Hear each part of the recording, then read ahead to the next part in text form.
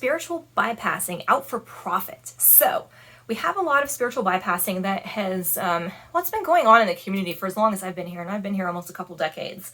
But I think right now what's happening is because we have such a giant influx of people that are coming in, and not everyone's really grabbing onto things properly, that we are seeing a lot more of it, and people are becoming frustrated. Now, there are a lot of different areas in which people are becoming frustrated for a variety of reasons. Now, first of all, if you don't know what spiritual bypassing is, it is sort of like putting a Band-Aid over a bullet hole. So if you have another problem or some things that need to be dealt with, some healing work that needs to be done, any sort of internal work, therapies, addictions, anything, or just, self-awareness work, anything going on that needs to be dealt with, but you're not dealing with it because it just seems too big and scary or complicated, or you just don't want to do the work. But instead you decide to become spiritual and that fixes everything, right? In your mind. That's not really how it works, but that is kind of the mindset of what's happening with people who are spiritual bypassing. So I decided to kind of do a series on this because there's so many different types. So many people are doing so many things in this category, and I didn't want to just lump everything all into one video. I felt like it was just too much. So I'm breaking it out into pieces. And today we're going to talk about the people in this community who are just pretty much out for profit, right? They're capitalizing on spirituality, which is really offensive to those of us who have actually been doing the work, who have been doing the heavy lifting, who have been clearing ancestral trauma and doing heavy shadow work, or even just who have a spiritual business and are working to be of service, right, to others, to help put everyone on a path that makes them the best version of themselves, right?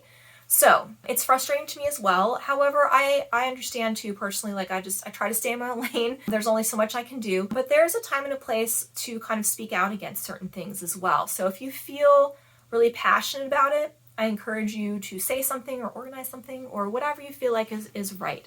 One of the unfortunate side effects of spiritual bypassing is, one, people don't care, especially if they're out for profit. I feel like they don't really care about much but the money. And sometimes too, with people who are in other areas of spiritual bypassing, they don't want to look at what they need to do in order to fix it because it's too bad. That's why they're doing the bypassing. So sometimes pointing it out and trying to help them can be challenging as well. And sometimes just completely ineffective depending on who you're dealing with and what their situation is. But in the case of out for profit, here are some things that you might notice. You might be watching leaders in the spiritual community who are promising to fix everyone's problems, who are charging what seems like really obnoxious rates for stuff, really.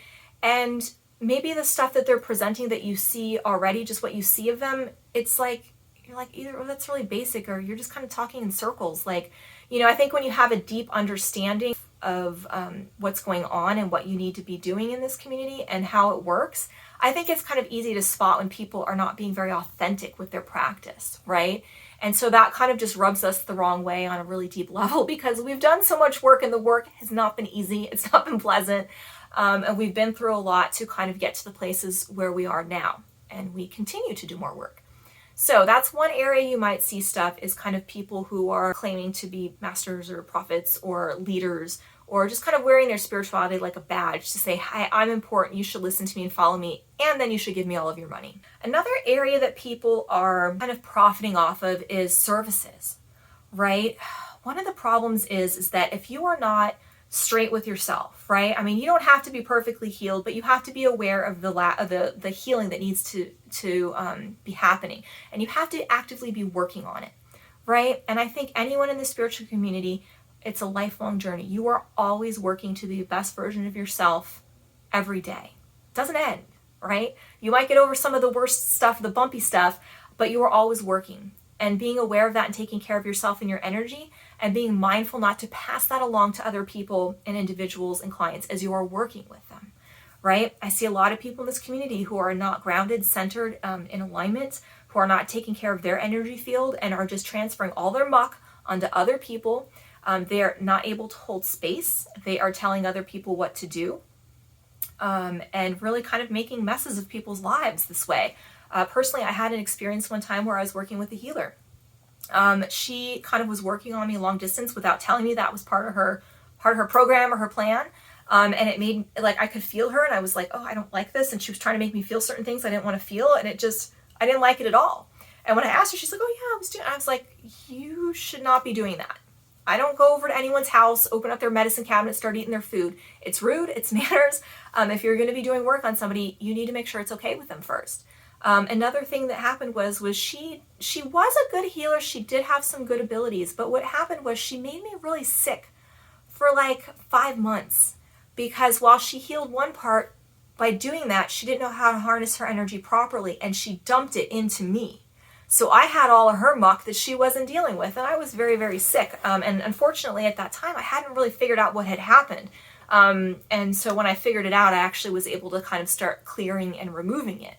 So that can be a side effect if you are bypassing, you're out just to make money doing these services without really understanding that, you play a part in that service too. It's not just your abilities. People who are making crystal necklaces or Reiki infused necklaces right now, and they hold it for 3 seconds and like, I'm infusing blah, blah, blah, and then throw it down and charge you $65 for it. It's like, that's not how it works. There's a lot more intention and, things behind that, And so I think sometimes people are like, oh, well, I can charge $65 for this, and I just have to do these 3 little things and it's a piece of cake. And that's not how it works. So that's another way people are kind of profiting off of the spiritual community. Probably the most offensive one that I think some of you may or may not remember, there was a company, I won't say what kind, but they had decided they were more of, it was more of a women-focused company, and they decided to sell something that was a witch starter pack. And it had a deck of tarot cards, it had one of those like basic little rose quartz crystals, and it had a thing of sage in there. And it was, I'm not sure what the intention was, I was not in the boardroom meeting. However, when I saw that, my first impression is that you cannot just sell somebody this and let them know if you buy this, you're now a witch. Like, this isn't how this works. There's a lot more training and things that go into that. And also to the lack of mindfulness to just throw just a rose quartz crystal in there because it's a popular one. I hate to say that it's generic because I love rose quartz. I work with it as well, but I work with a lot of other deeper crystals as well. And then to put the sage in there too, when, we're having a lot of issues with that being harvested properly right now, when we are learning more about how sacred it is to the Native American community, and we have people just running around waving it around without any reverence for what they're using or what they're doing. And I think that was probably the biggest problem with that packaging that came out. And it came from a company that did not have any spiritual ties whatsoever. It was like something completely different. And I think that was a part of the issue as well. So there was a lot of outrage just from the witches, from the spiritual community in general, and they eventually did end up pulling that product.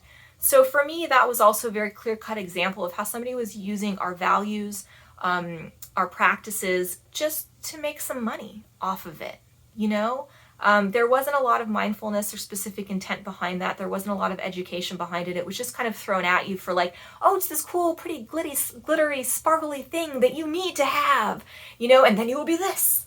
And I think that was pretty offensive on a lot of levels for a lot of people. I think some people who are bypassing, they're really missing out on a lot of really great principles and ideas and practices that are important, I think, for everybody, to kind of be a part of. So that is one area of spiritual bypassing if you're noticing that. And this one will probably make you the most irate, I feel like, because it's not just that people don't know, it's that they are trying to make money off of something that is very sacred to the people that are here every day, the people who are showing up, the people who are doing the work, right? Because if you're doing the work, it's not easy, it's not pleasant, it's uncomfortable, and it's a lot of other really heavy things. So if you are experiencing this, that might be something that qualifies for you under the spiritual bypassing. You can do something about it if you want, if you feel so inclined. If it's not your jam, maybe it's not your jam. We have people that are here for that, that are here to fight that fight. Stick to the practices that work for you. Make sure you're doing your internal work. Stay grounded and be mindful. So if you have any questions about this, you want to share a story that you've experienced as well, that's great too. But until next time, thank you so much for watching and have an absolutely beautiful day.